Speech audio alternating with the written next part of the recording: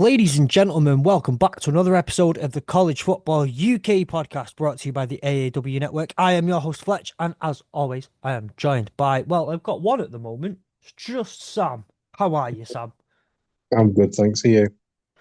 I can't complain. We do believe Gary is on his way, but there is the small matter of a Liverpool Football Club game going on right now. So maybe a little bit late. Like I say, hopefully he does join. We are now, Sam. I've got some really horrible news that we're We're going to at the start end of this the off with. NFL, the college season, regular season, aren't we? Yes, we are. We are at the final week of the regular season in college football. This means, though, that it's not just any week. It's hate week. It's rivalry week. And what I've asked everyone to do, I've all week. Unfortunately, Nick can't be here. But we're gonna channel our innermost hates today. It's gonna be an angry episode. We're gonna be just insulting each other all the time, and I'm just be really angry because it's the spirit of hate week, or as the network will call it, and everything like call it rivalry week because they're all right. No, it's hate No, week, it's hate right? week. Hate week, and we will channel that as much as we can. Before we get into it, though, do not forget to follow the College Football UK podcast and the AEW Network on social media. Join our free to join Discord. Do it all with as much hate as you can and angrily as you can for a Mhm. few days, and then be nice. Just don't actually be mean to us. And you can find all the links to such social media platforms and our Discord in the description of this episode. If you are on YouTube, those links are right down below. If you are on audio only platforms, then you can join us. Well, then you can find it within the app that you are listening on. Right, Sam. There's no Nick this week. So we're gonna jump to Sam's supplement to start off with. What have you got for us? So I've got a few things. There's a lot that obviously that has happened this week, which I'm not going to mention, just because obviously it's a lot of the coaching stuff. And we're going to kind of keep it all together in Yeah. terms of the hirings that have happened. There's just a couple of things that I wanted to mention. The first being that um, ex PSU commit Mickens has joined Franklin at Virginia Tech, Yeah. probably one of soon to be many recruits that were originally committed to Penn State that are probably going to be moving over to Virginia Tech in the coming days. He was the number 13 running back in 2026, and he has officially announced um, his commitment to Virginia Tech. Um, so that's sort of, I suppose, one of the bigger bits of news. Some of the other bits, Colorado are sitting QB Lewis for in the final in their final game of the year. Riley has said that he's 100% staying as USC coach. Um, I know quite a fair recent amount as well is that um, Sarkisian has also been questioned about potentially moving to the NFL. He's basically said he's not leaving. He's not leaving Texas. Um, and finally, I mean, a lot of this is all just kind of there's very little news because we're sort of in that weird stage of almost making bowl games and stuff like that. But the final one I've got is Cal have fired Justin Wilcox. So again, they're another one that's entering the the coaches carousel for players. Mm-hmm. Another team, and I don't know, North Dakota State University have announced the extension of Coach Polasek. So again, another coaching bit of news, but the rest of it is all the hires that have been for teams that are in the carousel. So, Fletch, Mm-hmm. I'll leave those for you to go through. Yeah. Appreciate it. Thank you. Um, yeah, so what I'll do is you've mentioned a couple of coaches that aren't moving on already. So what I'm going to mention to start off with is a couple of the exact same things. Well, I'm going to mention one. Florida State This would have been great to have had Gary on like now to talk about this. I'm sure if just join very, very soon, we'll have him um and get nope, nothing off him yet. And get to talk to him about it. But Florida State have announced that Mike Norvell will not be fired as head coach of Florida State. He is going nowhere. He will be back for 2026. Controversial-ish decision, but as we asked Gary about this the other week, is it worth it to jump into this carousel? There are too many good jobs open, and there are only so many good coaches to fill them. Yeah, So it's I think probably it's not. Yeah. I think it's one of those where is there really much that he could do else? I mean, he's starting from rock bottom anyway in the with this season, and to be honest, I think from where they were to where they are now, it's probably the gradual incremental step up that you would probably expect from a team that's sort of essentially like rebuilding and lost all of their team and then lost all of their commitments. Mm-hmm. So I do think that it would be a very similar move. Like you said, there's a lot of teams that are going to be looking at. There's going to be a lot of coaches that are going to be looking at other teams as priority over them as well. And I think in terms of who they will be looking at, in terms of head coach, in terms of attractiveness for head coaches, it's going to be someone who's probably further down the pecking order, someone who's probably,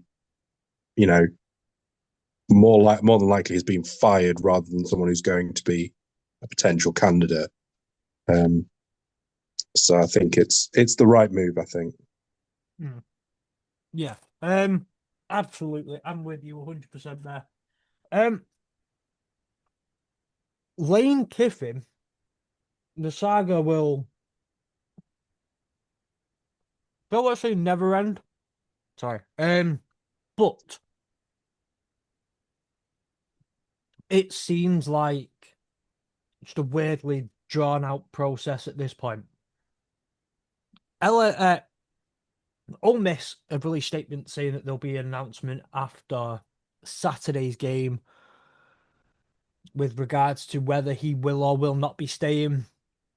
They obviously Ole Miss are claiming all things are peachy keen, the conversations are promising, and all those kinds of things. How true that is, we will see. Get the feeling though of like look, at the end of the day, if you're not gonna go, just say it. Just Yeah, say I'm not. it it Yeah, just seems it's because what happens when it gets to Saturday and they do decide to fire him, they'll now be on the back foot of who they can choose because all the ones that people will want will have gone by then. And also, you've then waited until that time to then get rid of him. yeah. So it's by the sounds of it, he is going to stay. But why not just announce that he's going to stay? Exactly. That's what I'm saying. Like, it seems like a silly thing to do, unless, yeah. I just don't get why you wouldn't come out and say, well, do the whole Leonardo DiCaprio in Wolf of Wall Street. I'm not fucking leaving. I'm not really, like, just come and just do it. Just say it, right? Yeah. Seems to be no reason why, and obviously message boards are going crazy. Some message boards are saying that like, he's just closed on a house in Baton Rouge, and yeah, there's all sorts of crazy things going on. That was a bit of Fletch's forum for you, obviously. Um, I'm sure he probably owns a multitude of houses at this point across the country. exactly. Like, I mean, his daughter goes to LSU as well, though I know. Mm, He might just have bought a $1.2 million house for his daughter and a LSU yeah, linebacker boyfriend. It's the type of thing, it's just the type of thing that you do, buy yeah, houses like that for your children.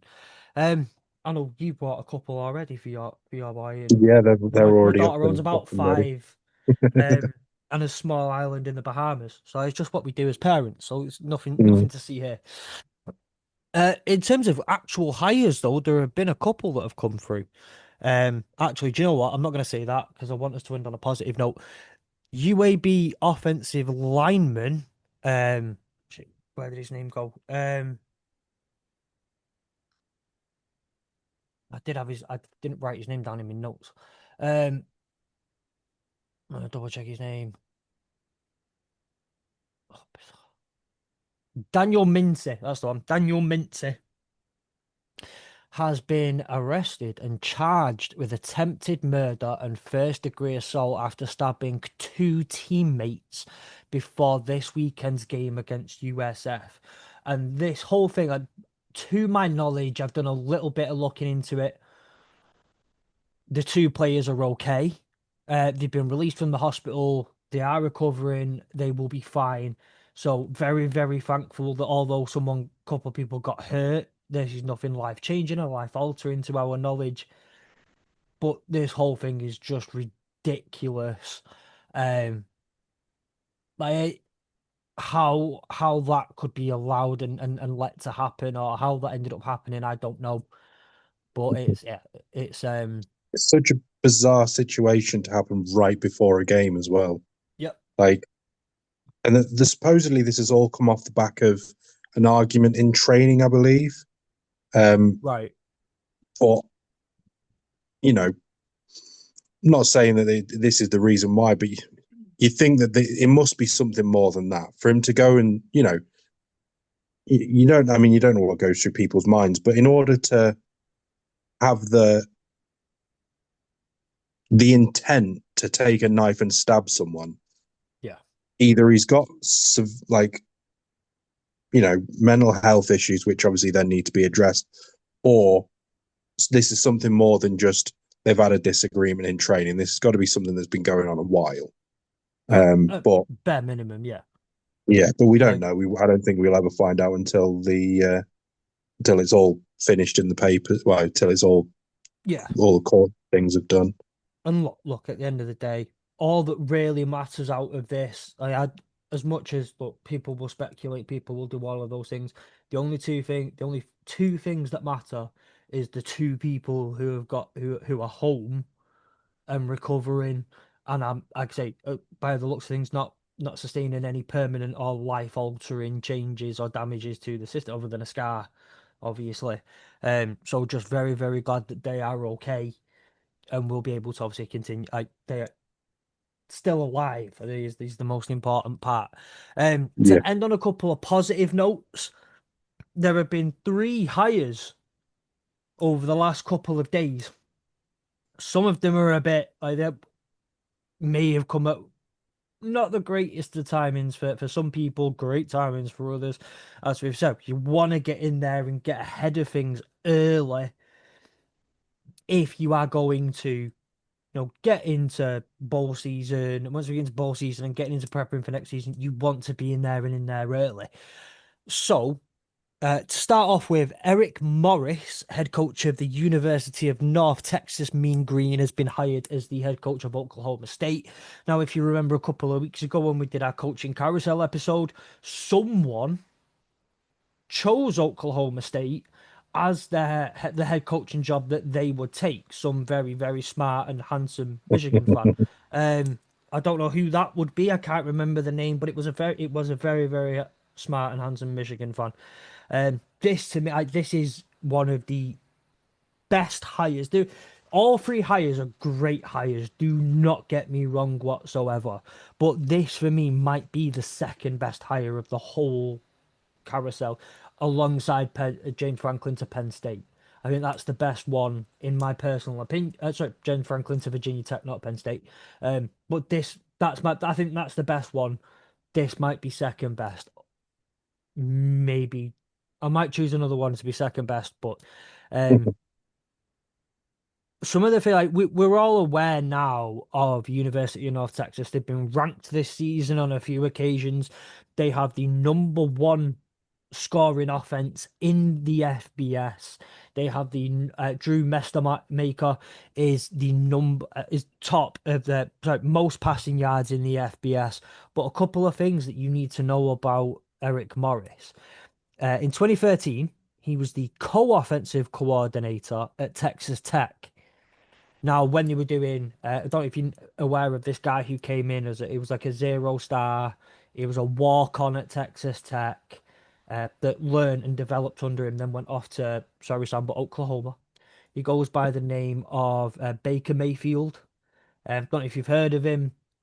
He was only like a few Fairly, years later. fairly unknown man, isn't he? Yeah, Really? it was just a no number one overall pick in the NFL in the NFL draft a few years later. Very innocuous. You wouldn't really know him. I understand that. Then he gets promoted to the offensive coordinator at Texas Tech, and he was that from 2014 to 2017. He was the offensive coordinator when they had the kid at quarterback.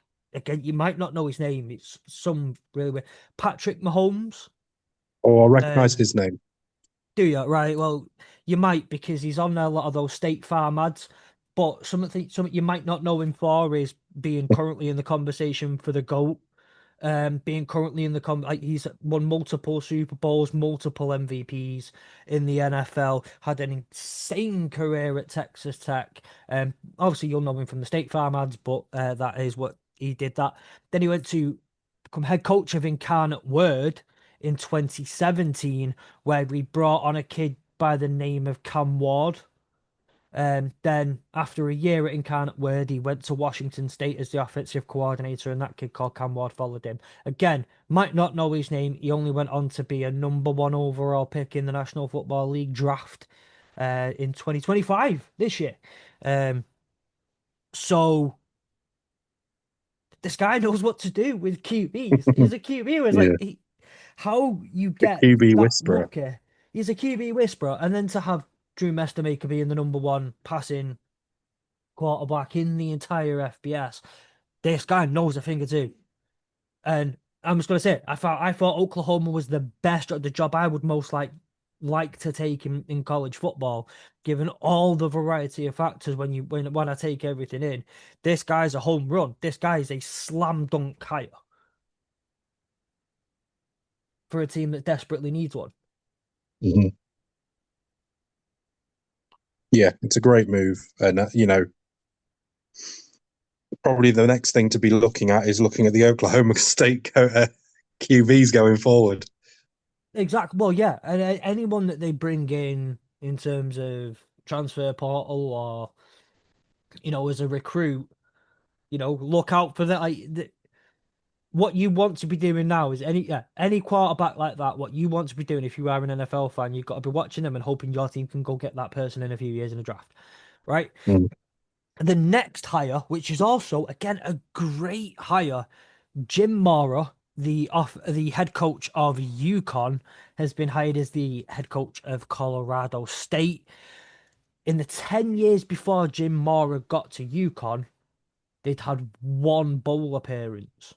In the 4 years that he's been there, they've now had three, including this year. Turned the entire Yeah, program around, right? He's put them in a very, very good position going forward. He's been in the NFL and took the Falcons to an NFC championship game. His worst season in the NFL at that time was 7-9, fired by Arthur Blank. Then he went 5-11 as head coach of the Seahawks a year later. Three great seasons at UCLA, three average ones, but like I say, he's completely turned UConn around. A great hire for Colorado State as they look to go into the new Pac-12 as well. yeah, another great hire. Um, it's been one of those where I think that they're great hires, but it's going to be interesting to see how they fit in, and Yeah. that's always I always find is the big thing is how do they actually fit into these organizations? How do they change the organization, or you know how do they imprint their own belief system um onto that I don't want to say franchise, but that college team Well, essentially. onto the roster Yeah, and the staff and all that sort of stuff. But there's one more head coach hiring that again is a fantastic hire. Alex Galesh, the head coach of USF, the Bulls, who we will all remember from their two great wins earlier this season and from being ranked again further in the season, potentially going up for a conference championship. Um, Well, so are UNT as well, by the way. They're also going for a conference championship. UConn are independent, so they don't have a conference championship. He's been hired as to the University of Arkansas as their head coach. Now, everything this man touches turns to gold, offensively at least. I've got a couple of bits up about him here. Sorry. He's been at Toledo, he's been at Illinois, he's been at Iowa State. But when his real thing became when he was hired as the co-offensive coordinator at UCF, had a great year.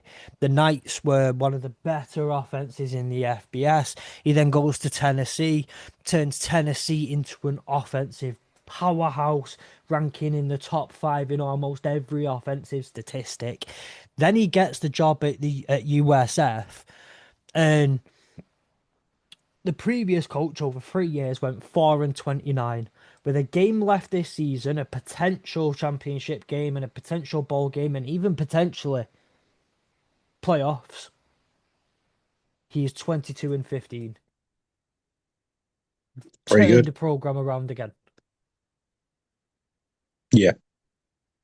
Again, another great hire. Yeah, So far, I think that, yeah, the only thing is you're now looking at some of the other teams and thinking, well, who are they going to bring in? Because, again, there's only so many good head coaches out there. yeah.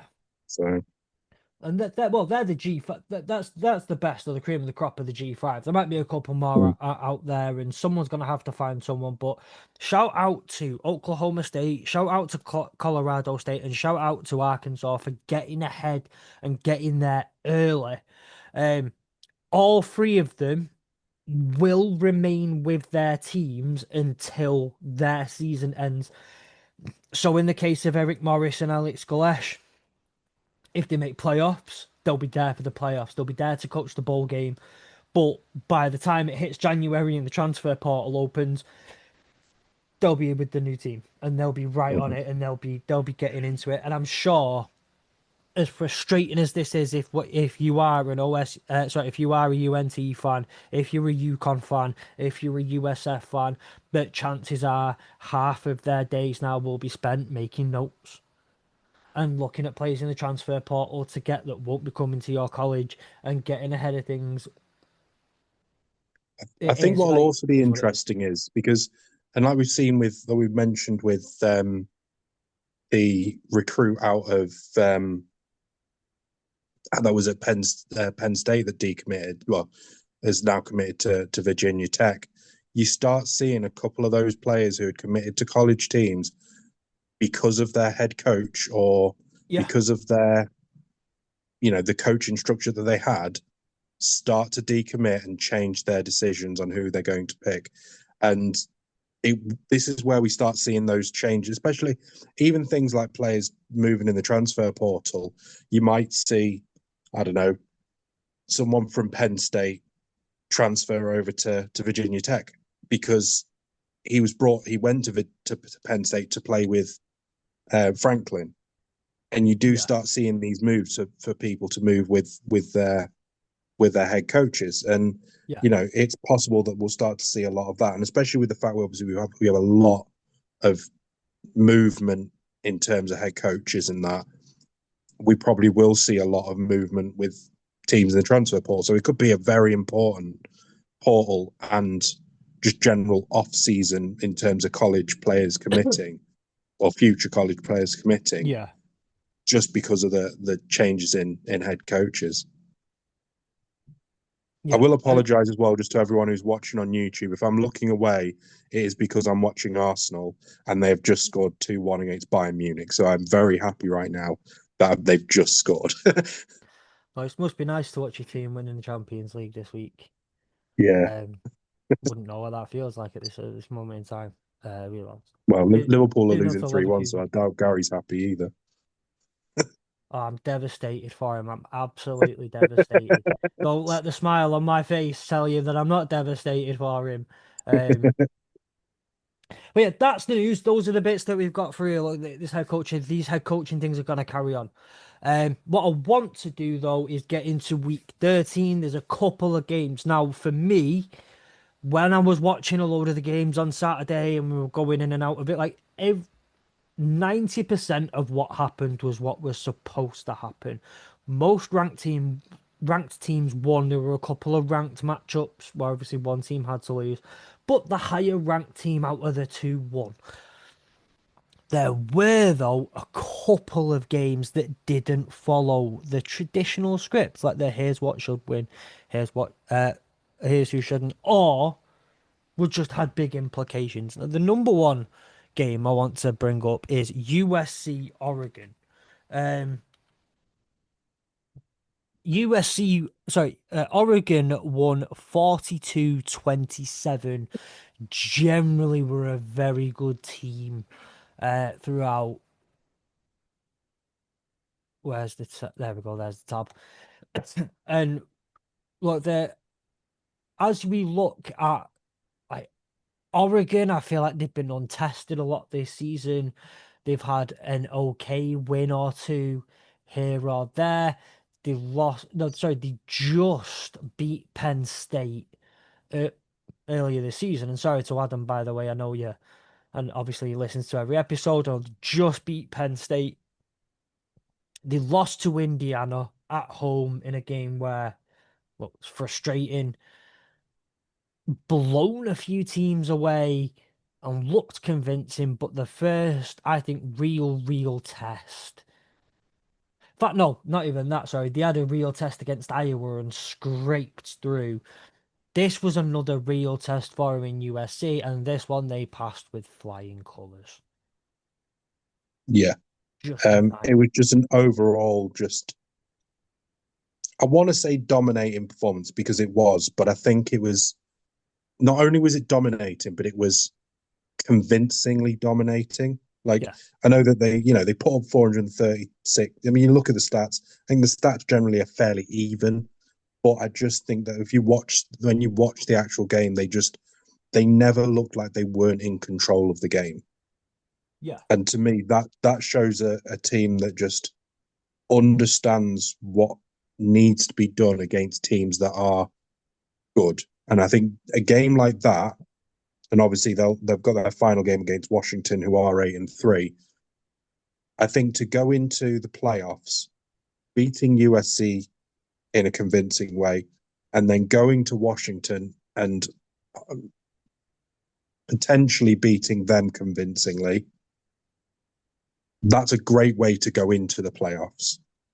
And I think it's a really important time for them to be, we talk about the fact that you can be a little bit blasé going through the season and just plodding your way along. But if you can, when it matters, hit the ground, like we say with a lot of teams that go into playoffs, it's just you become a whole different team. yeah. Um, well, it was 28-14 at the half, and the second half was 14-13 to Oregon. So you can pretty much say the game was done by halftime, and all Oregon had to do was just say, like, look, well, we're just going to keep you at arm's length this whole time. That's Yeah, all they ever really needed to do. So USC went up early, made 7-0. Oregon by the end of the first quarter had it 14-7. USC brings it back pretty quickly in the second quarter to 14-14, and then that was it. Then Oregon two more touchdowns in the second quarter to take it there. And you see, you look at the stats, and at halftime, so if you want to look at, like, obviously, let's say first half, Oregon blew them out the water a little bit. It's 28-14 at the half, but you look at the stats, they're not all that different. Now, one mm, thing we need to account for is the fact that one of those touchdowns was a punt return, which yeah, fair play. So special teams getting involved and have playing their part.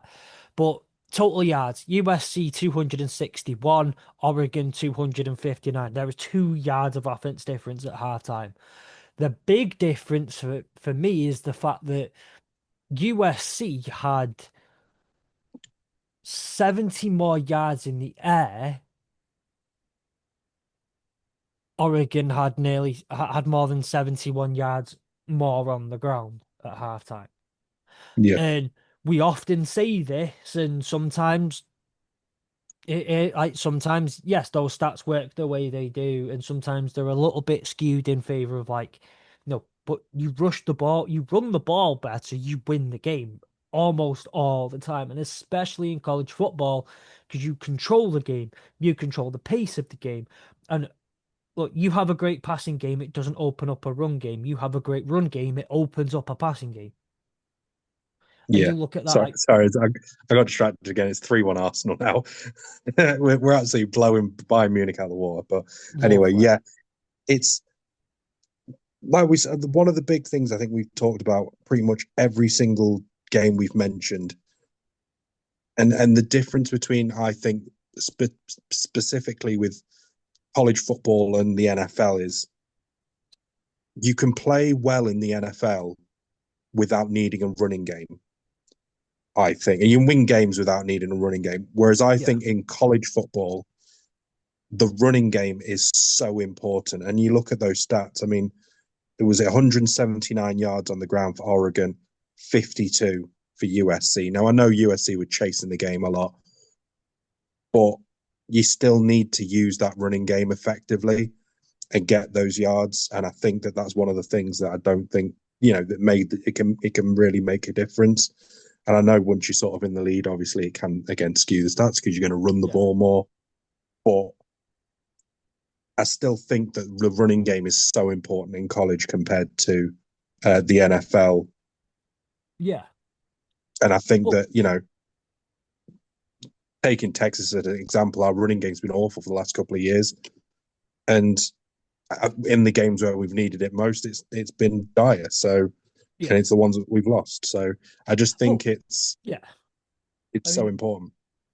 if you look in the NFL, and I'll use my Detroit Lions as an example, nothing works without having David Montgomery and Jameer Gibbs. Like, if they're not there, the entire system collapses because but it's based on that's what the system's built on. But you're right, Mm. in college football, this is how this is again because of how much it opens up. Defenses are, let's be honest here, not overall as good as NFL defenses. You're talking professionals who train 6, 7 days a week. Yeah, Um, you yeah. have These are still kids that are having to learn and have an education in between all of their training. exactly, and I'm gonna make a point later on in this episode, and this is kind of tied in with that point. A lot of them won't be playing football next year, so Mm. like you've got NFL ready wide receivers going up against car insurance salesmen.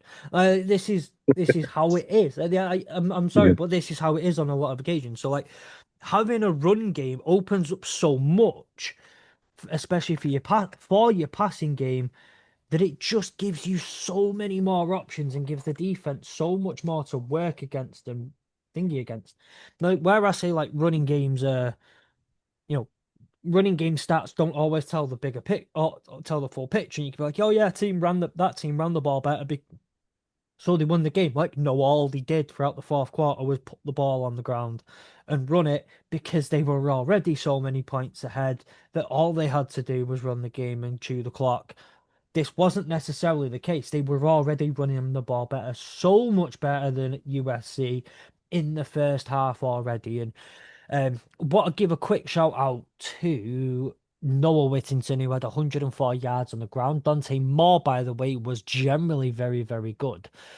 He was 22 of 30 for 257 yards, two touchdowns, and an interception. The interception obviously frustrating, but that came quite late in the game. mm. But generally went on some really Still, nice passing streaks, generally yeah, quite effective and whatnot with the ball. still had 160.6 passer rating as well. Oh yeah. So, Um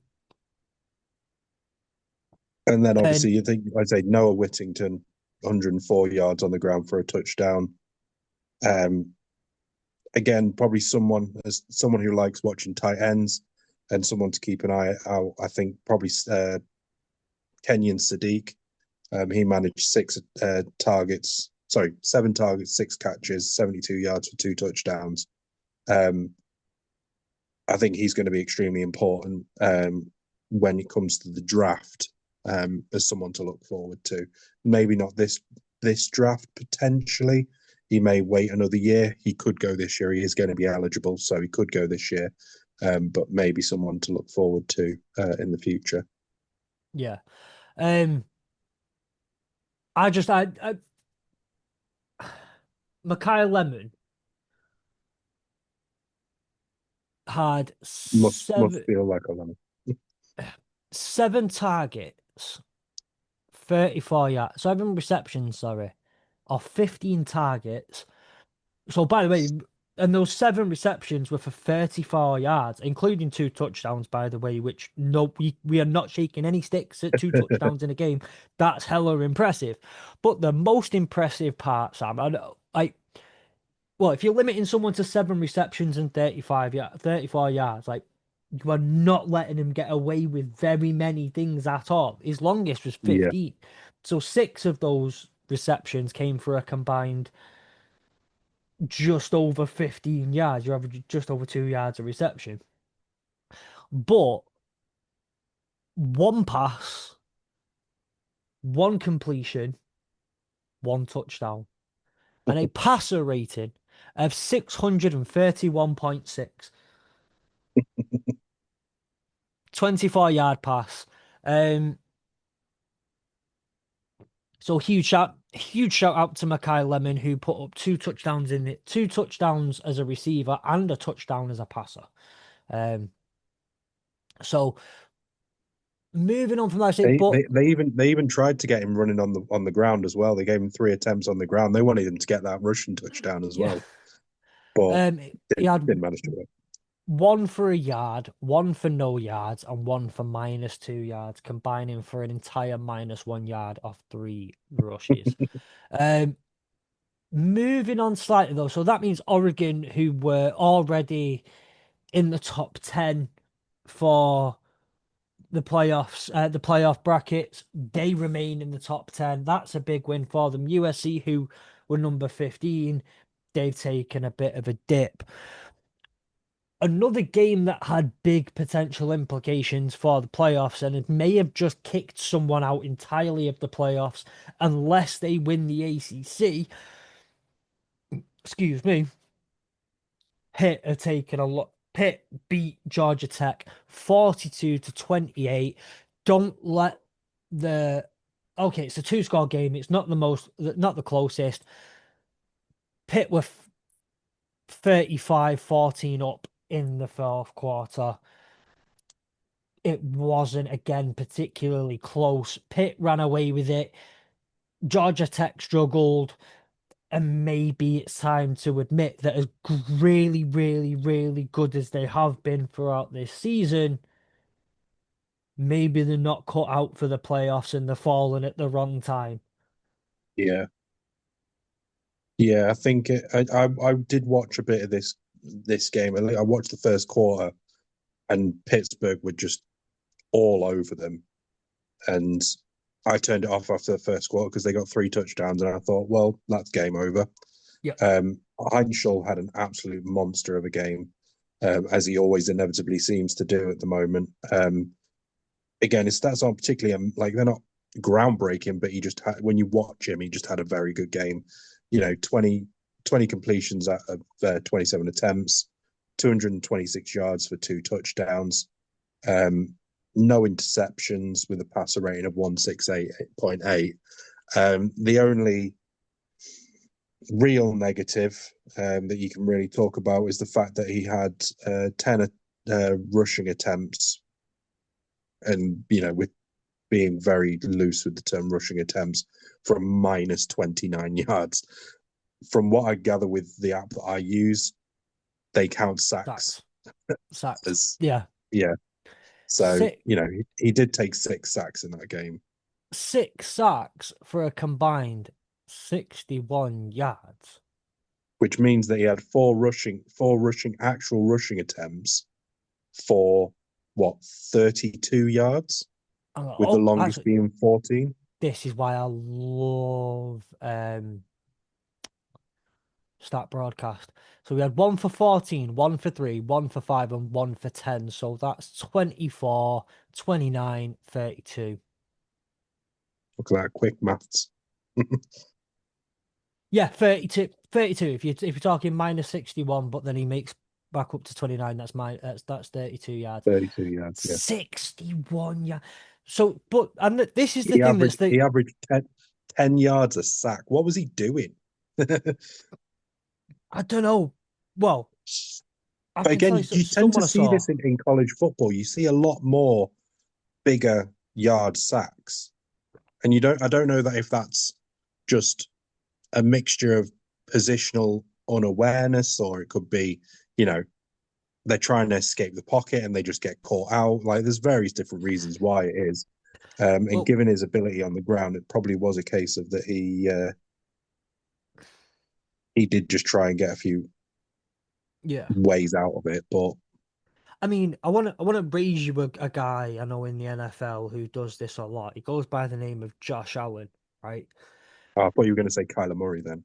Well, Kyler Murray as well. But if we're talking like actual good quarterbacks, um, Josh Allen. I mean, we were watching Josh Allen versus the Texans the other day, and you're screaming, "Just let go of the fucking ball, man! Just let Yeah, go." But you get a lot of I think you get a lot of quarterbacks, and it's more likely to happen in college because, well, it's a trait that you don't want in a quarterback unless they're elite and can get you out of those holes when you're sacked for 10 yards. At the end of the day, what you want is your quarterback to know when to get rid of the ball. Josh yeah, Allen himself, he just holds on to the ball. And I think you could have a problem. I didn't watch much of this game. I need to have gone back and watched some highlights, but like you get a problem with quarterback. Just hold on to the ball for too long. yeah. Just And they trying to try and force it do a bit things but too much, can't. isn't it? They're always constantly trying to make a play rather than just thinking. You watch like the veterans. I mean, Matt Stafford's probably a classic example. It's very rare that he'll hold on to the ball when he knows he's about to be sacked. If he can get rid of it, and Mahomes is the exact same. If they can get rid of it when they know the game's or the play's done, Yeah. they get rid of it. And it's I suppose, one of the skills that comes with being a quarterback is knowing when to get rid of it. I mean, I think probably, you know, college they don't add some they like we've talked about with defenses not being as good. Yeah. You're going to have times where you're not going to have the ball for very long. There'll be times where you have it for a very long time, like we've obviously talked about Caleb a couple of years ago Yeah. and how much time he had on the ball. But then you're going to have games where you play like against Ohio State or a Georgia or Texas A&M, a team that have really good defensive linemen. You're not going to have the ball for very long, and you're going to have to learn to be able to get rid of it quick. And Yeah. sometimes, I think that gets forgotten. But I think overall, I mean, he's been quite impressive as Heinzel most of this season. Yeah. He's only in his first year. He is a freshman, and he's one that I'm looking at. Going forward, he's had a great first year, as I think quite a few of the freshman quarterbacks in a lot of the FBS teams have done. So yeah, impressive. Well, I think if you're a freshman, especially, I actually don't think that's the worst trait to have is Mm, not letting go of the ball. If you're a freshman, sometimes I think a worst case, it's worse if you're letting go of the ball too much and you're too quick to just get rid of it yeah, because you can coach someone into making that right decision. You can't always coach someone back to being able. If yeah. you've got the jitters, you've got the jitters. Look, you can have the whole end of the first season, someone gets a bit calmer and they start to see things a bit better. That can happen, but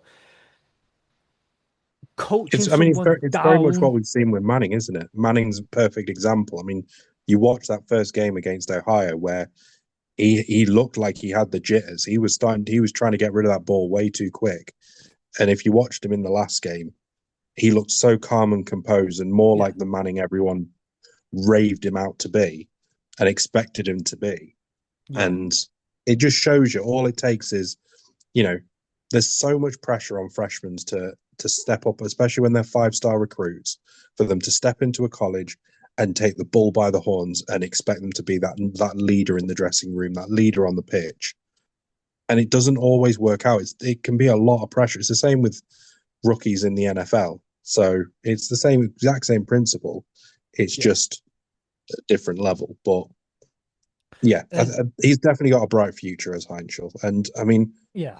again, on the other side, you've got someone who's not a so much of a freshman, has been around for years in Haynes King, he's in his what, sixth season, and Well, yeah. Well, one thing I wanted to give and just say before we start to wrap up on this one is for me, this is where this does not help. And Haynes King is a veteran as in college football. He's a college yeah, football veteran. I was gonna say we saw him last year, but we didn't. In Sorry, Sam. We saw him. Well, the college football UK as a collective saw him. yeah, three quarters. We saw him last year in. And look, we all know he's a very very good player. But what I find the most concerning, he threw two interceptions, but for some reason I can't see the second interception on his stat sheet, or the first one. There's only one there. It could be the first. It could be the second. Right? He starts the day 4 of 11 in the air Mm, for -2 yards, 8 yards, so that's 6 yards, plus 12 yards is 18, plus so 23 yards. 4 of 11 for 23 yards. You get him off his rhythm early, don't allow him to get the passes off early. Yeah, started 4 of 5, but started 4 of 11 at the same time. yeah, You don't allow that rhythm. Don't allow him to get comfortable. And from that point onwards, you are chasing the game. And you know what? His next completion after. Yeah, so like you said, that was the first it quarter, was four of 11. it was the first play after the second touchdown of Pitt. He There's a 2-yard run, an incomplete pass, and then he throws an interception Yeah, at, Georgia Tech's 38. yeah, His next interception after that, so bearing in mind, that's one I can see. on Pitt's next play, they basically go in and get a touchdown pretty much straight away. And then his next interception comes, see if I can find it. It's not there. Based on when it's going to come, I think it's much later in the game. Yeah. So Well, again, it's probably one that doesn't. Yeah, so that it comes when they're already 34-14 down in the third quarter yes, after a chasing a pretty game. long drive, which is the more annoying part, I think, is the fact that it's a long drive. They go all the way down to the Pitt 5-yard line, and then he throws an interception, Yeah. and it goes for a touchdown. It goes for a pick six. Yeah. But like I say, it's yeah, okay. So that's later on. It's you're chasing the game. The game's I don't think they're not the same interceptions as Yeah. another interception or particularly. But like it's what I'm saying. The first quarter he goes 4 of 11. His next complete after his fourth completion when he started 4 and 5. His next completion was in the second quarter. Mm, You are 21 nothing down by the time you are 4 and 11. You are 21. So all you are doing is catching and chasing a game, and yeah. that is a horrible position to be in. So that's the key basically was you start early. You don't let Georgia Tech get into any sort of rhythm. You don't let Haynes King start distributing the ball at a high level. Mhm. You don't let him have his because he's such a good runner of the ball as well. So good at running the ball. Yeah, we Mm. got a touchdown and 76 yards on the ground, but it wasn't a dominant ground performance by him either. You just limit anything that Haynes King can do, and then by the time you've limited him enough, you're 21 nothing up, chasing a game. All you have to do again, like very similar, is just I'm out. Don't come knocking it. You stay over there. Yeah, I mean, Um, at the end of the day, they kept him below his average for the year, which yeah, is an impressive stat. very impressive. Very impressive. Um, I want to give one more shout out to a game, and I don't think we're going to spend this long talking about this game. So Because we're going Nick's not here. because Nick's not here, and realistically, there are only very few words that we can use to describe this game.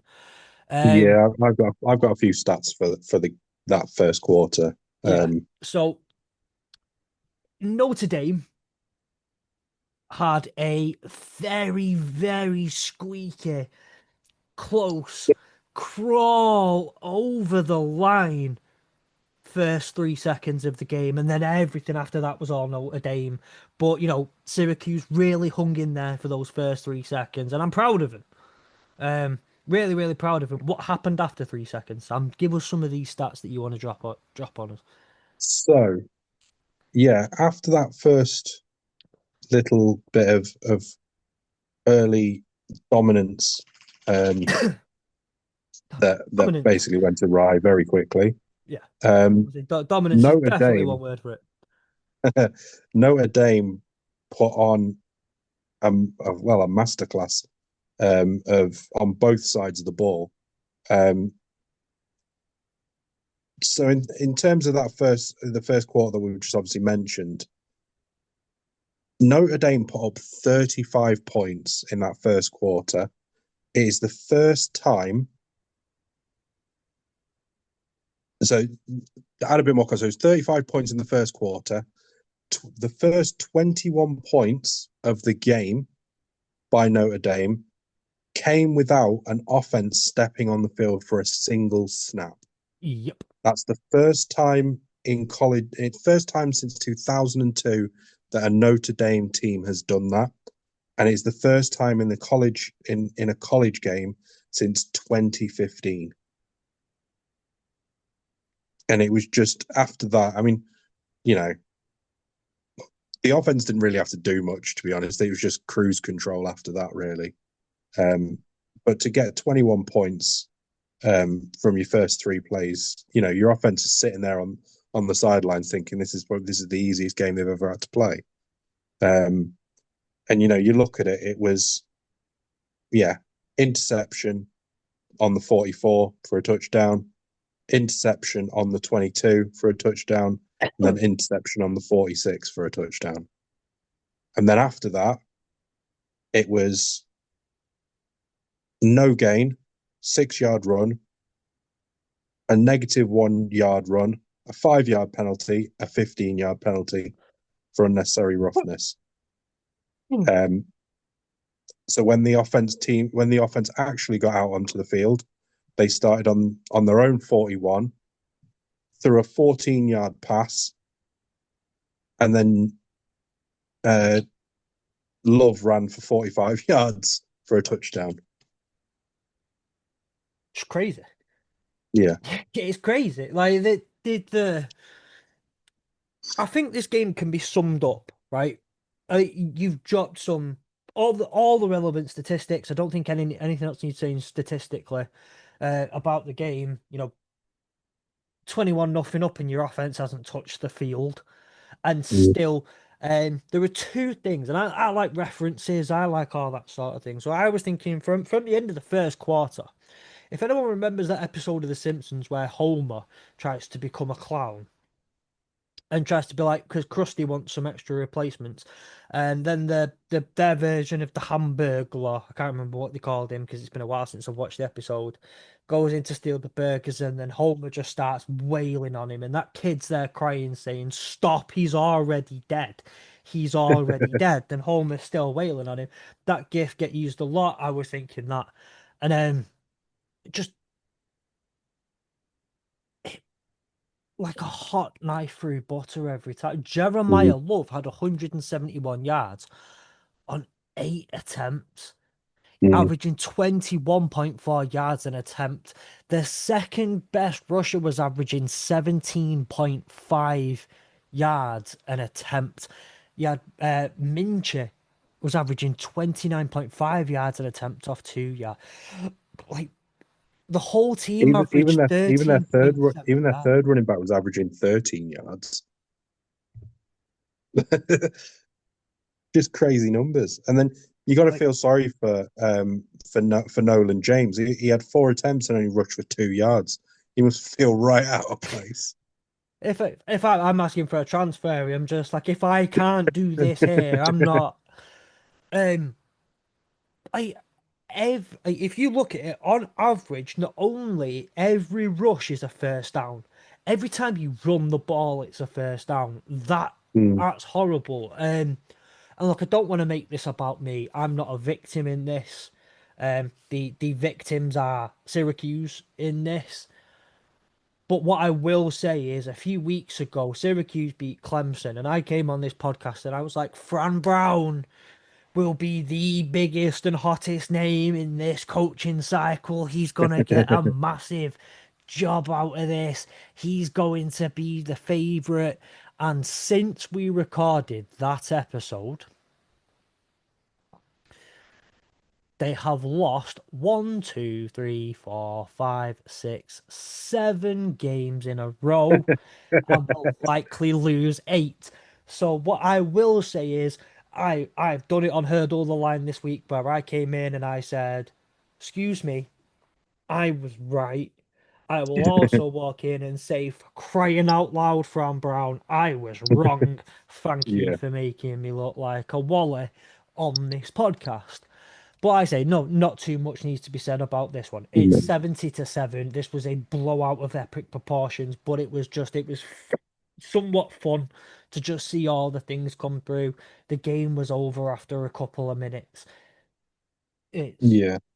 We don't I often just talk wanted to about give out blowouts like this. a special mention as well because obviously Texas played, and I couldn't go without mentioning the fact that Arch Manning had his best game to date um, in Yeah.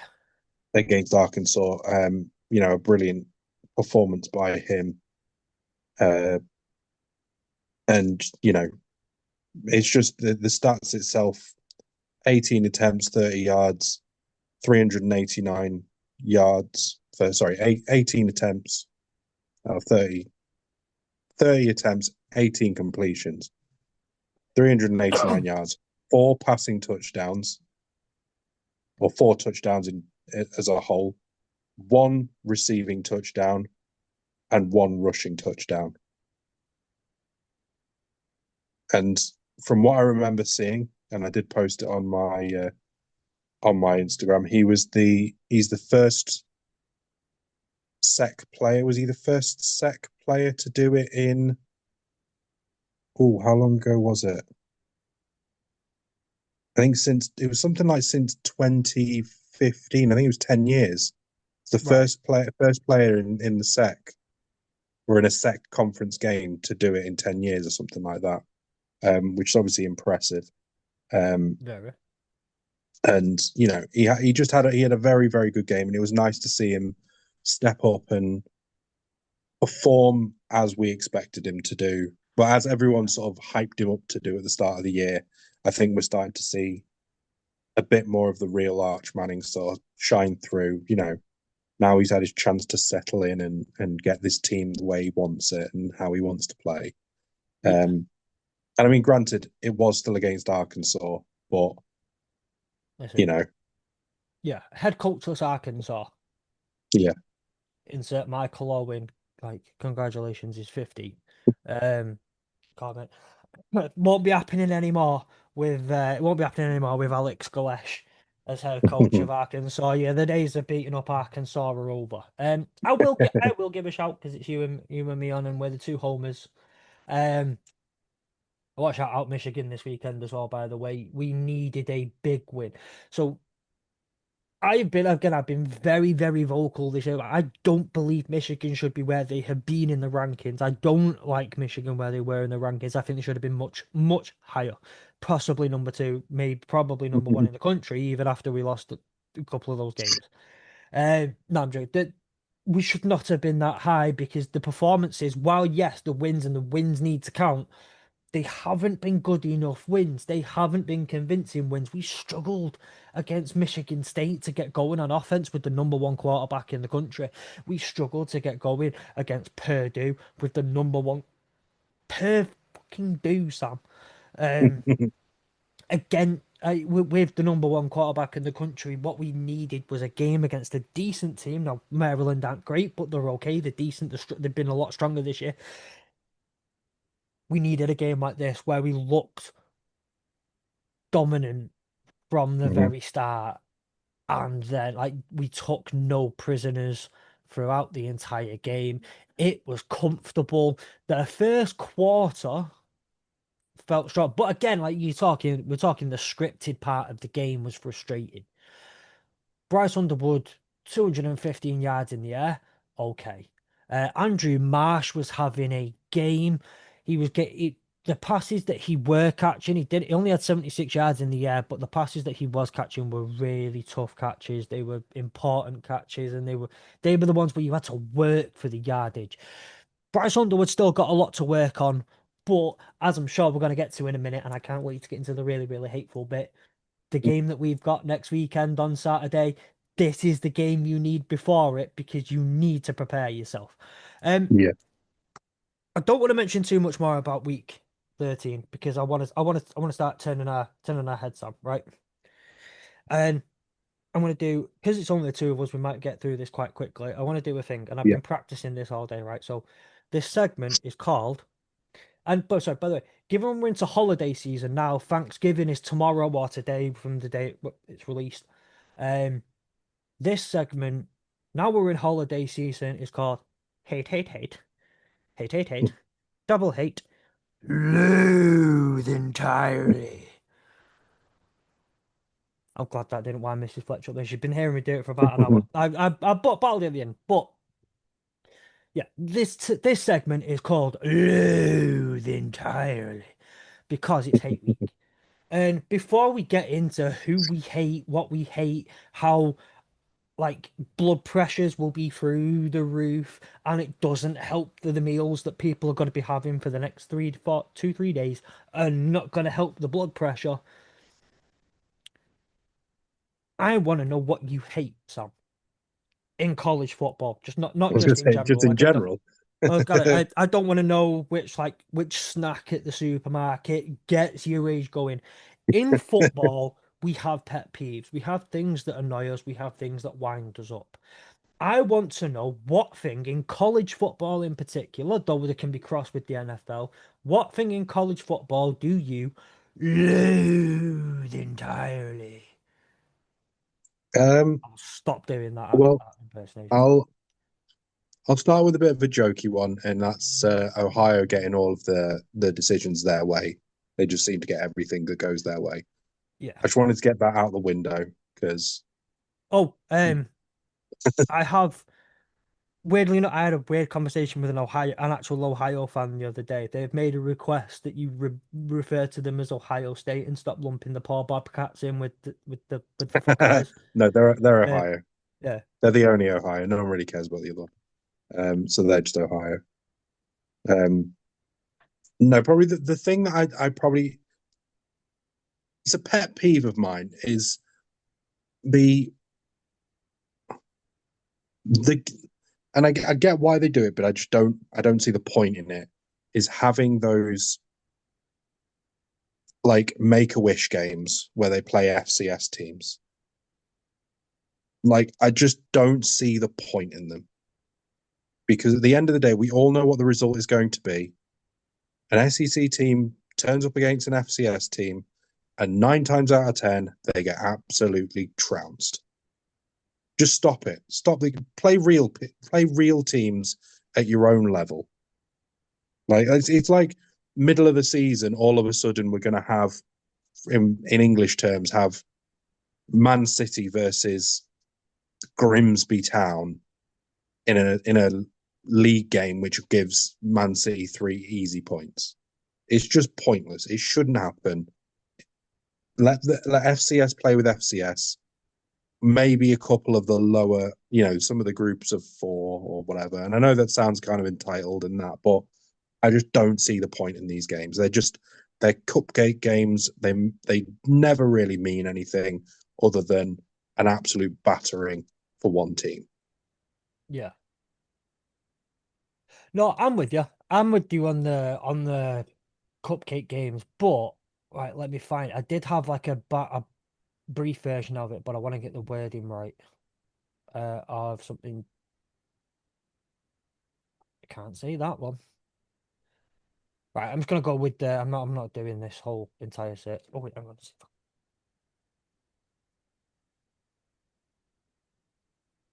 No, it's not in there. In college, quote from a gentleman, one of a fantastic quarterback who was once shamed for shaving points off a game. Um, in college, we'd start every season against Appalachian State or some slack Division Two team, kick the living shit Yeah. out of them, get our confidence up. So, if you want insight to what an elite quarterback's going through the mind while they're in prison, um, that is the thing that you would be looking at. It's considered a confidence booster, isn't it? It's something where you can go stat pad against whoever the fuck you want. Um, that other team, they get a bit of national exposure for a little bit. They get up there in front of the media.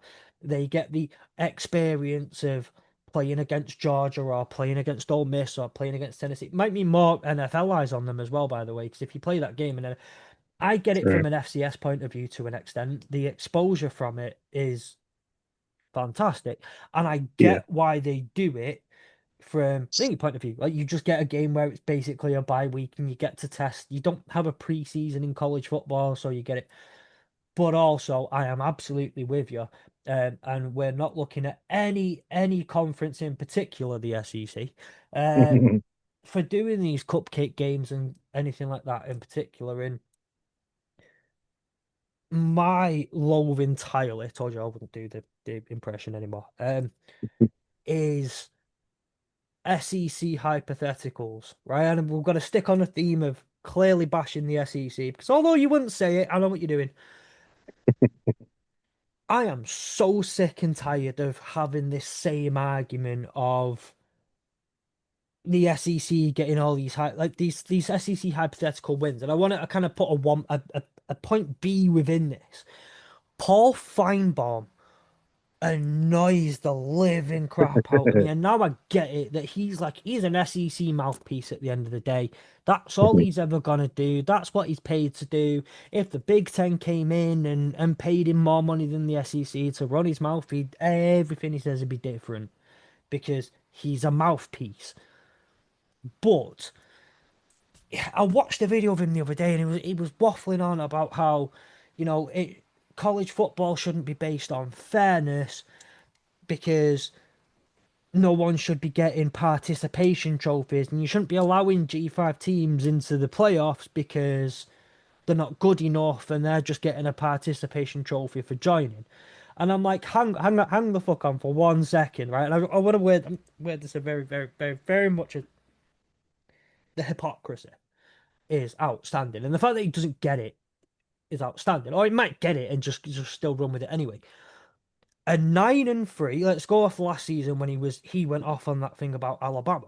A 9-3 Alabama should get into the playoffs over a 10-2 SMU. Don't care. I don't care if they got bounced in the first round, right? Should get in over a 10-2 SMU team. Should get in over an 11-1 or a 12-0 G5 team because fairness isn't right and they're just getting a participation trophy for doing. I don't get it because surely, like Alabama are the ones getting the participation trophy for saying it was 9-3, but you tried so hard.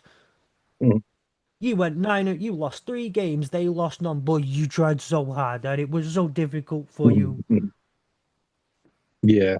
I mean, we've talked enough on this podcast about the AP polls. I think it's probably one of our biggest bugbears in how they use the AP polls. Me personally, I mean, sort of linking on to that is, and again, we mentioned it a couple of weeks ago, is playoff predictions for like 5 weeks. Yes. Why? Yeah. Why? Just why? Why Headline, do we need it headline, every headline, single week? headline. And then we've talked about why, and Yeah. they've got to find ways of making storylines and all of this, especially as there's then important games that will then affect it. But why? It's just it doesn't need to happen. We already have the AP polls, which we do every week, and most of the time we can kind of semi-predict from the AP polls which teams are going to be in it anyway. Why not just stick with the AP poll until this week, where you could maybe bring out the week going into Hay week, you can have your first playoff prediction poll, because then it's like, okay, what are the implications for this week, the most important week? Because the thing is, what will then happen is you'll get two teams that will go into like the SEC championship and all of the championships, and it'll change completely after that, because Yeah. a team that you've already expected to be in there at that point doesn't win. So Yeah. then they get swapped with someone else. So I just think having like 3-4 weeks lead up before they actually make the final cut just seems really bizarre. Um, we it's because the college football, it isn't like the NFL. College football is just so unpredictable in terms of week on week what can happen, and Yeah. we've seen from the polls how much it changes, bar maybe the top two or three. I just think it's completely unnecessary. But again, Yeah. that's probably coming from a UK perspective. We don't Yeah. need all of these ridiculous predictions every single week. We can wait until the Yeah. end to find out. And I think and I think one of the things is what I think I seem to I kind of remind myself every now and again is like the vast majority of football people in the States grew up with college football and the NFL, but college football was first. And that's the Mm, one you're used to. That's the one you stick with. But you just kind of, the NFL's worked the way it has for a long time. The only thing that changes is the amount of games that get put in there. You haven't really changed how the playoffs work. Obviously, like moving to a 17 playoff slightly changed it. But the concept is still exactly the same. You have a mathematical, objective measurement. It's yeah, objective. And yes, there will be like the fourth team, the worst division winner might not have made it in if it was purely based on record and all the variables and all those factors. But at the end of the day, this is the model, and we've accepted that. Like, look, at the end of the day, this is both fair and reasonable. This is fair and it's reasonable. Um, mm, you're not always gonna like it, but you can't argue with it.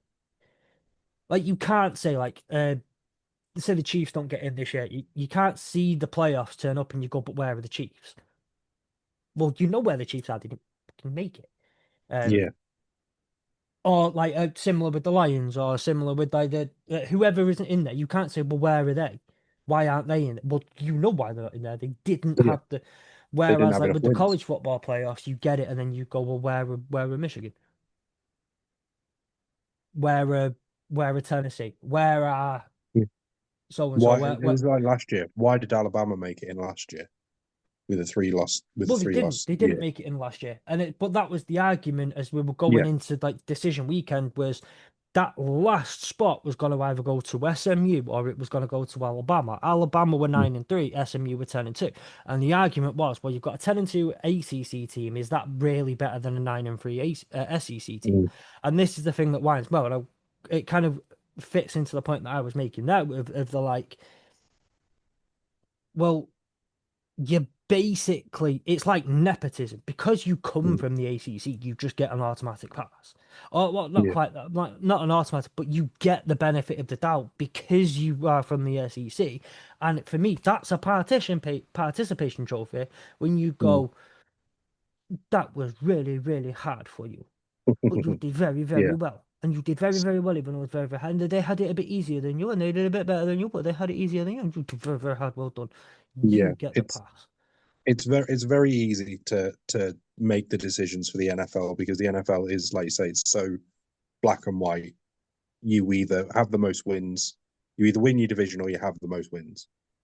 It's as simple as that. Whereas now, with the college, because there's so many different facets to the value of what is considered a good 10-2 or a bad 10-2 or a bad 12-0 compared to a good 9-3. It's just yeah, like you say, it's so much more open for interpretation and subjectivity that I think it Yeah. doesn't sit well with, especially when you start with NFL and go into college, or you start with, especially in the UK, football to NFL to college and things like that. We're so very much black and white. The NFL is very much black and white, and then you move to college football, and it's like, well, it's a little bit grayer, and that's the thing we struggle with the most. But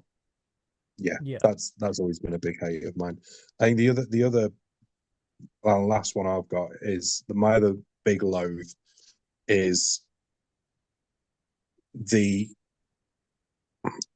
is some of it's I don't want to say targeting as a whole, because I think targeting is a very good thing for college football, especially protection of players and that.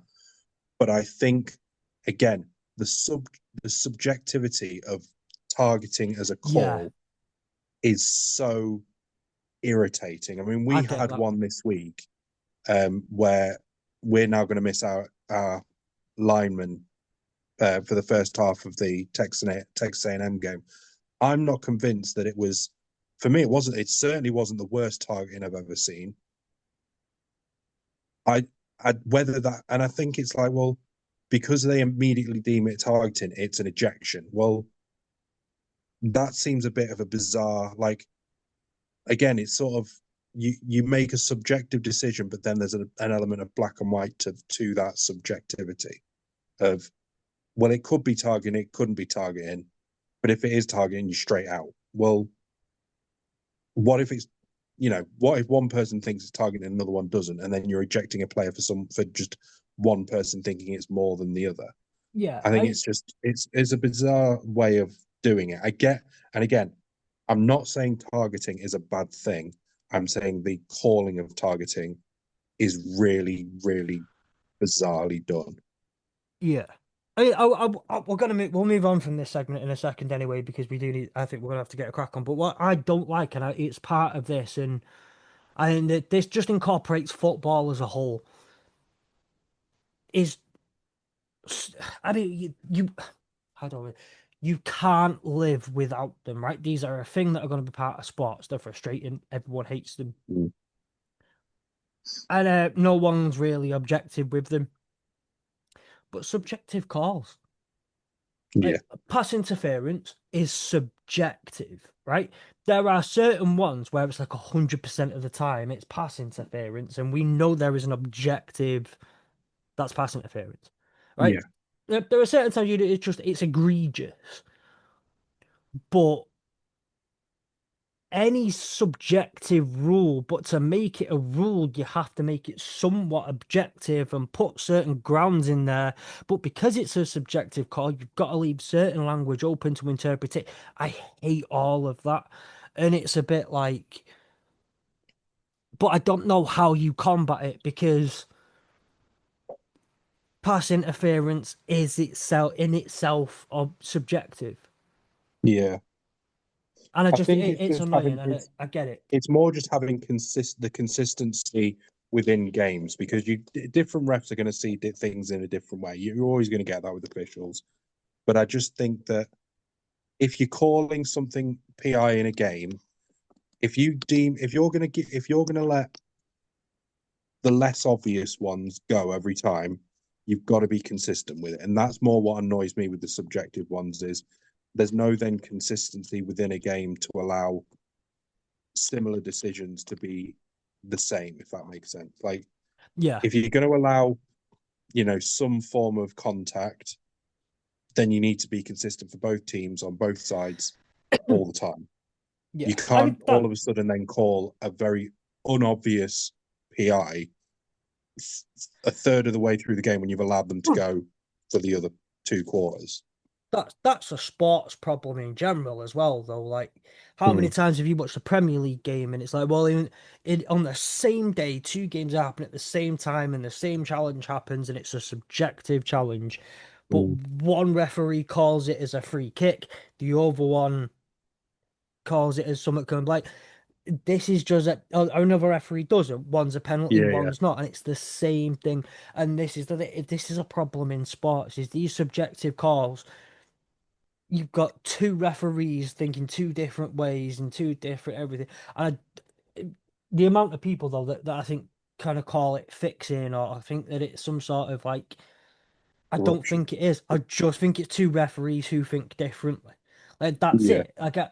I don't think I prefer to let you play up. I prefer to let you be handsy with each other. I prefer to let Mm. you be a bit rough because that's part of the game. Whereas the next referee's like, nope, we're going to keep you all a Bible width apart. We're going to limit all contact. I don't want contact. You've got those kind of Yeah. referees, and it's just two referees seeing it differently. But Sam, as much as I like, okay, I'll do it one more time. Loathe entirely.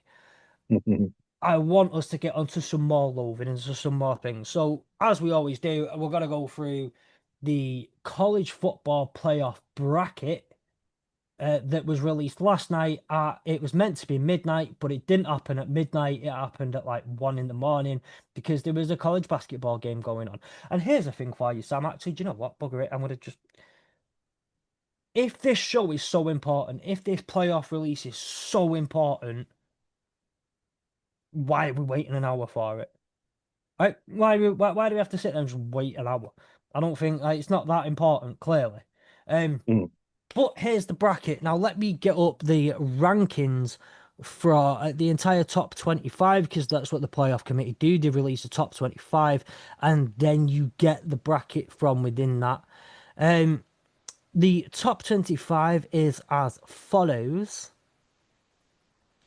25 Arizona, 24 Tulane, 23 Georgia Tech, 22 Pitt, 21 SMU, 20 Arizona State, 19 Tennessee, 18 Virginia, 17 USC, 16 Texas, 15 Michigan, 14 Vanderbilt, 13 Utah, 12 Miami, Florida, 11 BYU, 10 Alabama, 9 Notre Dame, 8 Oklahoma, 7 Ole Miss, 6 Oregon, 5 Texas Tech, 4 Georgia, 3 Texas A&M, 2 Indiana, and number 1 that other team. Mm. The bracket would be as follows. As you can now, if you are on YouTube, you will be able to see the graphic on screen. I've stole the ESPN one. I can't be asked making my own graphic for this one. You would have Tulane at Texas Tech with the winner playing Georgia. Notre Dame would then travel to Oklahoma with the winner playing that other team. Miami would be at Oregon with the winner playing Texas A&M, and Alabama would be at Ole Miss with the winner playing Indiana. Now, one thing I want to start off with, Sam, is Michigan are ranked ahead of Texas. Ha. Um, Nina, You Nina, have been Nina. for 2 weeks. I know I'm just saying that Nina, Nina. We are more we have a slightly closer opportunity to get into the playoffs than you do. Did anything shock you? There weren't too many high flyers or high fallers this time because again it starts to level itself out. Arizona State jumped up by 5. Michigan jumped up by 3. Where did anything shock you or annoy you with this bracket? No, I think I think, like I say, the 1 to 4 is always been 1 to 4 for God knows how long. It's pretty much been the same 4. Um, the only difference being that I think before, who was number 4 before Georgia? Was it It was Oregon? all And then they had that weird loss. Yeah, and then Um, Alabama were there for a while, and then Texas yeah. A&M were there for a while. So it's Texas, been the top three. The no, top three have generally no, been the top 3, and then there's been a yeah, fourth, Oregon, Georgia, whatever, and a few others. there's no, to be honest, based upon this season, there's no one that's currently in this playoff bracket that I think doesn't deserve to be in it. The only one I would, again, Tulane's the only one that I'm a bit objective against, but that's because I think, you know, I still think that Navy should be there, but I don't. And this is something that I did want to clarify: is can Navy be in that 12th position? They could be. I don't. Yeah, They very very much could be, but they're gonna have to win the American to be in that position. Gonna have to. yeah, Yeah. which they very Sorry. much can It was do. Bama for a while that was in number 4. Sorry. Yeah, but they very much could be, and that was it's always been the team that I've kind of always pressed for as being the team that should really be in that position, that 12th position. Um, but to be honest, I mean, looking at those teams, North Texas probably should be there. They're 10-1. So I think, again, to sort of say that they shouldn't be, I don't know. That position's always, I think that position's always going to be contentious at the moment because there's so many vying for that position. Yeah. But all the others, I think, are fairly straightforward now. Or expected, probably is the best word. Yeah. Where's it go? Yeah. No, I'm with you. It's going to be really interesting this weekend now to see how Saying everything that, does probably one of the fall. ones which I'm maybe a bit unsure about. And again, is Miami I was thinking that. because they're currently. I mean, to be honest, I don't even see them making the ACC Neither do I. championship. But their rolled in is bit on the basis of They beat Pittsburgh. is there hang on, let me They've got just to do play Pittsburgh final game of the week, yeah, which was they're still the highest ranked ACC team. yeah. But if I mean that's going on the basis that they don't lose to Pitt, who could beat them. Absolutely. No, they really, really could. And Carson Beck, I can't imagine him not crumbling in November. Like Mm. I don't see any reason why any reason to think any different. But yeah, that I think, to be honest, I think of all those teams, I think Virginia should be there over Miami.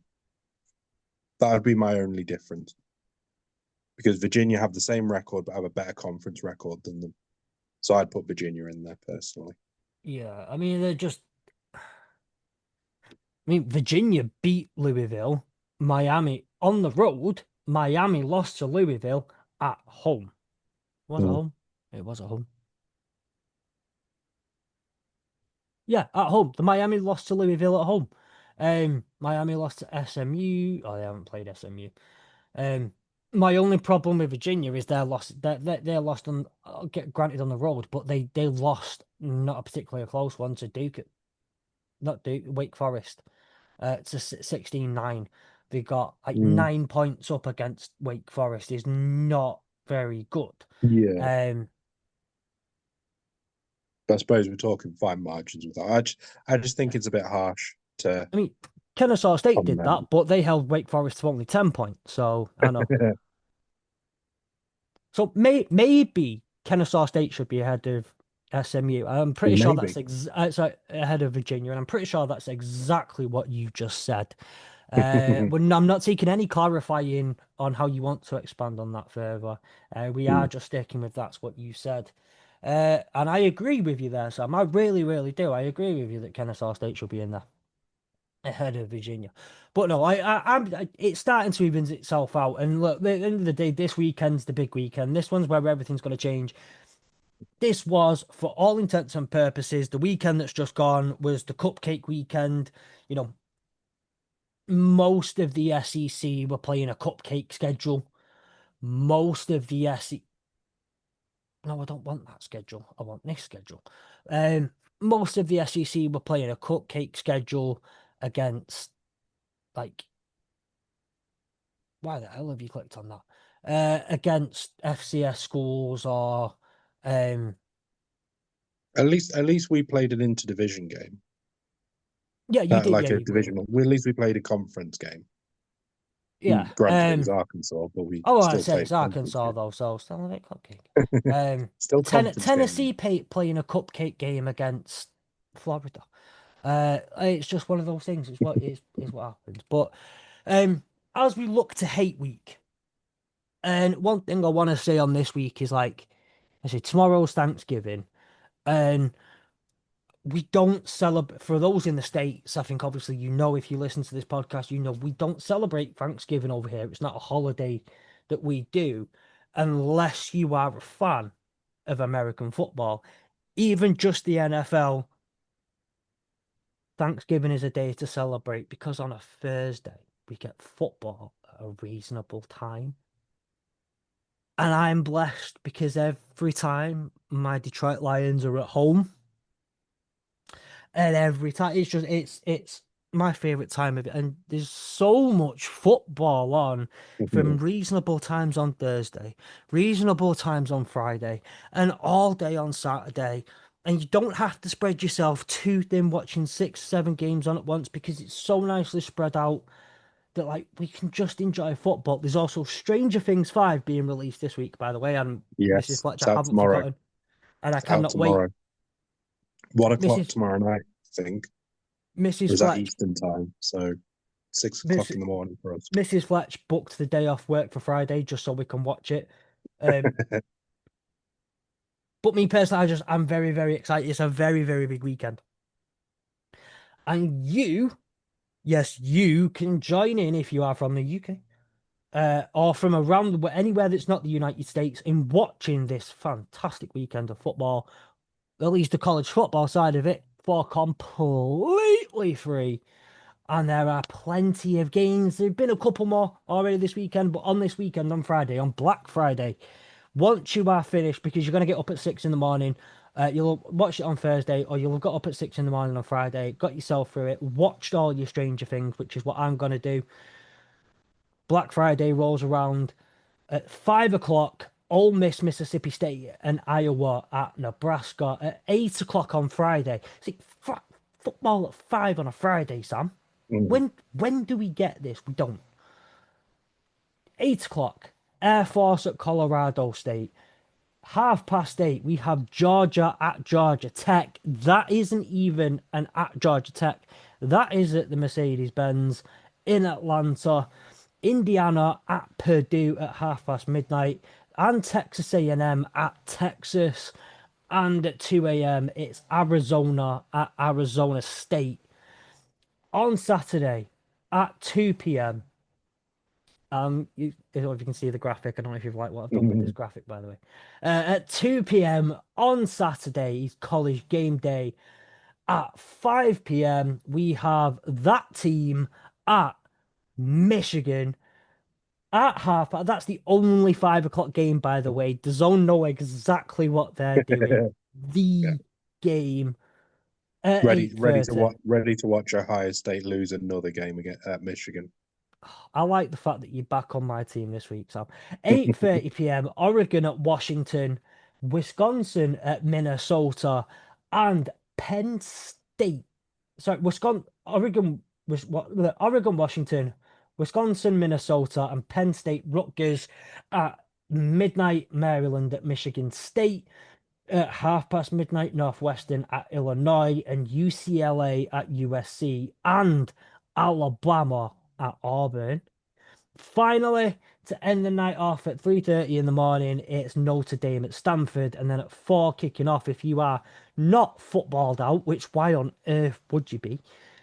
Wyoming at Hawaii is available on the Mountain West app, so you can have it on your phone, you can lay it next to your bed, you can fall asleep while watching Coach Reinbold's team head to, well, before their bowl game. plenty of football, and normally I'll bring you a list of games that I'm like, you need to watch this one. There's a trophy involved, there's conference implications. I've not done that this week. I've not done it because virtually every single game is some sort of rivalry, is some sort of anything involved. And look, I've got biases in this, and I've been speaking now for a hot minute, so I'm going to shut up for a second. Sam, what games other than Texas A&M and Texas are you most looking forward to seeing this weekend in college football?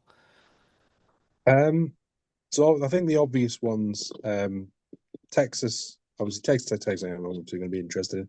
Michigan and Ohio State, obviously, is going to be a big one. Always is. Um, I am going to be looking at the um, Georgia Tech game again. Does have implications on that as well as the SEC. Um, and also looking at Alabama against Auburn because again, that's a game that Auburn could turn up at. And again, we always talk about there's certain games where form, everything goes out the window. It's very much like Texas and Oklahoma. Games just go, form goes out the window when it comes to playing these teams.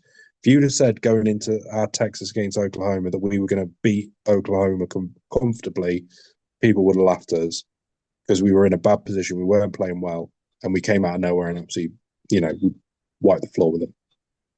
And that's the sort of thing that can happen in this week.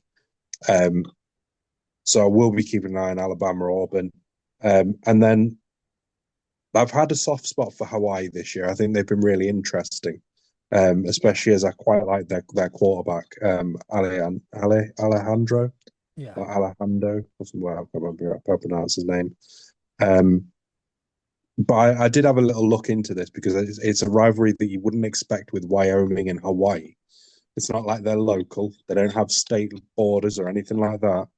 And it turns out that their rivalry began in 1978 when Hawaii joined the Western Athletic Conference and played Wow. annually until 1997. And then shortly before Wyoming went over to the Mountain West, the rivalry was then renewed in 2012 when Hawaii joined the Mountain West as a football only affiliate. Um, so that's sort of, it's not their biggest rivalry, but it's the one that gets used for Hate Week. And Yeah. I just thought it's just a very random rivalry that's just been bought out of playing each other every single week. Um, Yeah. I don't even know if there's an actual like it's the you win the Paniolo trophy for that one, which is apparently the Hawaiian word for meaning cowboy. So the trophy features a bronze cowboy on horseback twirling a lariat. So Lovely. yeah, just thought it's you get certain games and you just think why is that a rivalry? So you look into it and then you just find some of the weirdest things with it. Because Wyoming and Hawaii, funnily enough, don't not anywhere near each other. Well, yeah, I'm going to say they're just a small matter of a few thousand miles away. Yeah. For a rivalry. I like it. I like things like that though. I'm absolutely with you that these rivalries, a lot of these like some rivalries are newer, some rivalries are not. But almost every game this weekend has some sort of significance. The majority of games do. This is why, look, you will never find Michigan versus that other team on any other weekend. This is always the week 14, weekend after Thanksgiving. That's when it's played. End of story. Because that's what you build yourself to every time. Um, I can't. I mean, I recommend almost every game. Obviously, Georgia at Georgia Tech is a big one. The fact that Georgia Tech still have something to fight for, I don't see anything other than like Georgia winning this one. Mm. Because Georgia Tech are not on the greatest run of form right now, as we've discussed today, coming back off that loss. And Georgia are obviously a much, much better team. It's like Texas A&M at Texas, like there are games like this. Okay, The Lone Star Showdown the since Lone Star, yeah. 1894. Um, and what I'll do, let me No, I'm gonna have to go into that slightly. I'm gonna have to go into a slightly different topic. It won't let me. What I think some of the biggest ones we need to be looking out for, right? And it's those teams that are anywhere between nine, because I think we've talked. If you look at those rankings, there are some teams where you can be. I mean, Reese Davis said it last night on the broadcasty thing, right? You've got when you look at like the tournament in March Madness, you've got teams that are locks, bubble teams. Well, you've got two kinds of bubble teams: right side of the bubble, wrong side of the bubble, and then you've got teams who are like no hopers, no chances. And we spoke about these no chances not long ago, and it looks a bit different now because there's only 1 week left and only realistic opportunities. There's no longer three opportunities. There's one opportunity now. Mhm. If the college One football shot. playoffs, if these rankings are they say what they're the playoff people are right. This weekend doesn't mean like the championship weekend doesn't really mean anything in terms of the rankings per se. It's just who literally gets in and who doesn't and whatnot. But no one's going to be held in contempt for not making a championship game. You're not going to lose out for not making a championship game. You're not going to be given much more for making a championship game and winning it or losing it or all of that sort of stuff. The championship game just matters for I think believe it's going to be just numbers purposes.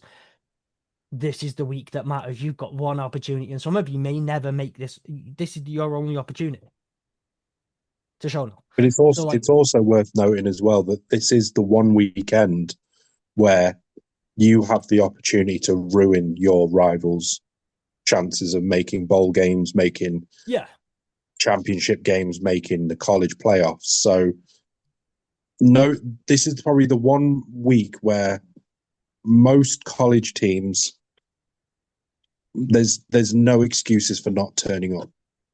no. And look, there are. I was just the the American Conference. There are three teams at 6-1. The ACC, there are three teams at 6-1. The Big 12, there are two teams at 7-1. Couple of teams sneaking behind them at 7-2.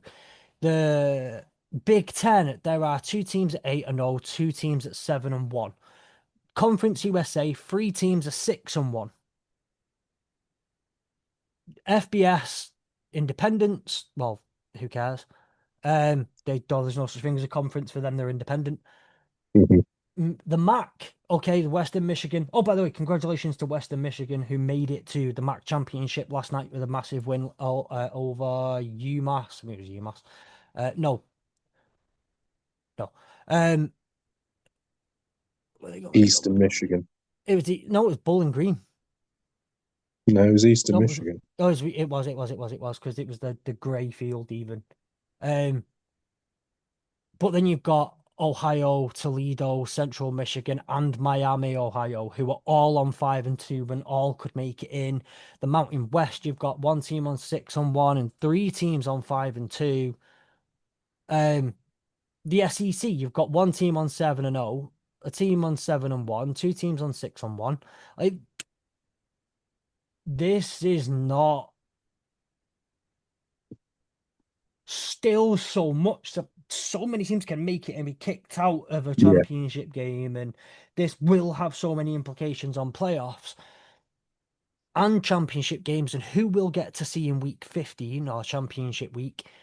There are so many implications, and like you say, we know this with derbies, right? We know this with derbies. All form goes out the window. No one gives a crap if you are 11-0. No one gives a crap if you are 0-11. Mm. This game means everything to you, and this game is the one where look, that team were three score favourites against us last year in their own backyard, Mm. and that one ended in oh yeah, fourth win in a row over him. It doesn't mean anything. Your form doesn't mean anything. You have this week, like, but it's that I don't want to get. I'm not trying not to get into like the soapbox preachy side of things, so I'm going to stop now. But It it is it's just one of it's that it's probably the most important week for most teams. Like it's the 1 week they all look forward to, you know, especially when, you could have gone through the whole season, had an awful year, but you could win that 1 week and you've got your leg up on your rivals, Yeah. and that's all that matters for Oh another yeah, that's year. all that matters. I mean, like, look, it's been said on the podcast before. I'm sure Nick will agree with me, right? I know it's slightly different for you because as an Arsenal fan, you weren't in North London growing up. You just got the family connection to Arsenal. Um, Mm. Whereas for me, growing up a Manchester City fan in Manchester, when we were dog shit, it didn't matter as long as we didn't get relegated and we beat United. And in all honesty, if we beat United on the way to getting relegated, we dance all the way down to the next, like to dance Yeah. the way down the division. That's all that ever mattered was beating United. Mm. That's it. That's all that matters. And United had beat us, and when they won, they'd have all the bragging rights, and they tell you how important it is, and then they'd lose, and then they tell you that no one really cares about it, and they don't really think about you anymore, and no one really cares. Their biggest rivals are Liverpool. Yeah, that was always the case. Um, but it at the end of the day, it always has mattered, and it always will matter. And I'm not talking about the game. I'm talking about all of these games. They're some of the biggest rivalries. But as I was going to Also, say, just just to mention as well, because you went through all of them and then forgot about the Sun Belt. Obviously, James sorry. Madison Yeah. have already cemented their place in the Sun Belt Championship. But it's Southern Miss and out. Troy. Yeah, Southern Miss and Troy both on 5 and 2, and then you've got Louisiana and Arkansas State are on 4 and 3. But realistically, it's going to probably be Southern Miss or Troy. Yeah. Funnily enough, they play each other this weekend, so it's going Southern to be Miss and one of Troy. them. Yeah, Yeah. That's it. That's the game to get you into the championship, isn't it, against James yeah. Madison? Um, but what I was gonna say was just I'm not gonna highlight certain games. I'm gonna say that the game is the only game on at 5 p.m. on DAZN for a reason. I consider we spoke about Alabama Georgia being the El Clasico of college football. I consider this to be the old firm of college football. Yeah. These are two powerhouses that hate each other with everything. You go round that team's campus and they have crossed out every letter M. In fact, no, they haven't because the idiots can't read. They'll see a sign with three letter M's and they'll cross one of them out and forget two of them, right? So, like, you know, Ohio State are idiot. Bobby, don't do that. They'd be really upset if they could read that. But I'm gonna like that team. it's the hatred runs as deep as it's the referral. Obviously, you've done it quite a lot in this episode, but it's each team refers to this rival as that other team.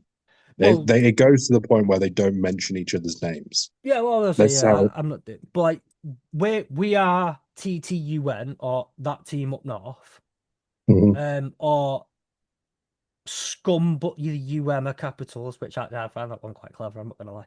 Um, oh, you cross out the letter M on like I know people who've like crossed out letters in the letter M in their own name, like James would be JAXES. Um, it is what it is. It's that part of it. That team's that team. Yeah. They don't like us. We don't like them, and it's part of it. And I like being part of the pantomime stuff. I don't care. No, I didn't go to Michigan. I've never been to Michigan. I like being part of the pantomime stuff though when it's fun. Um, but like, look. So all I kind of really wanted to finish off with is that every game's worth watching this weekend. I personally think. It's This is all the about personal preferences, isn't it? yeah, Realistically, it's absolutely. down to who you support, or if you have a favored division or conference, sorry, and stuff like that. So it's all down to personal preferences. uh, it's not even. I'm gonna say it's not necessarily even that. Just every game's going to be worth watching because it's going to be a Mm. fun game and teams have stuff in it. And if you want to see some scraps, there'll be handbags. I'll be more Um, than handbags in some of them games. yeah, I don't know, yeah. And it's like, hang on, I'll just do my one thing. Like my my lock screen for my phone.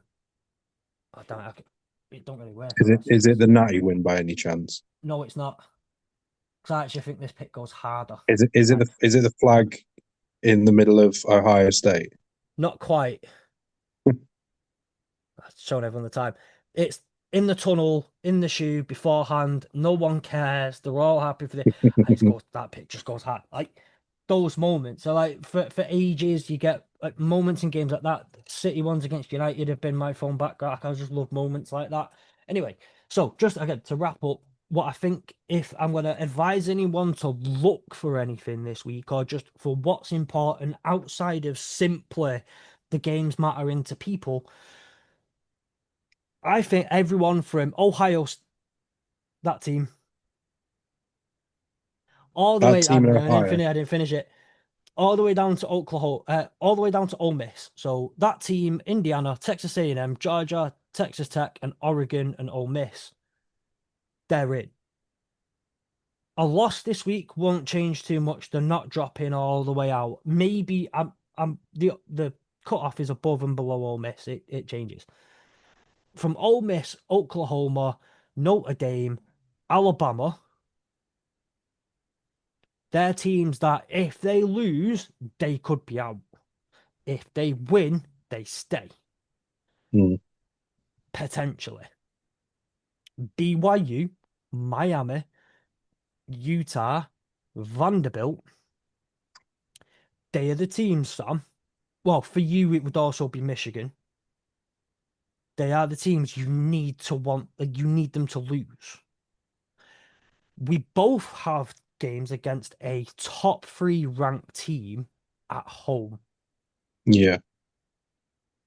Ours is against number one, yours is against number three.